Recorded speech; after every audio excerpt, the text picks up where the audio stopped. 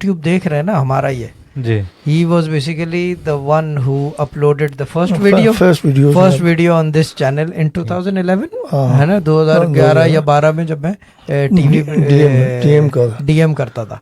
उस जमाने में होस्टेड प्रोग्राम होते थे होस्ट के साथ, लेकिन वो डीएम करता था और द फर्स्ट वीडियो जो अपलोड की थी उसने की थी। उसके बाद काफी टाइम तक वो करता रहा। फिर इनकी दूसरी बेटी है, बेटी नुज़रत ज़हरा, वो करती रही। फिर उसके बाद शौकत भाई ने सीख लिया तो ये भी करते रहे काफी टाइम तक।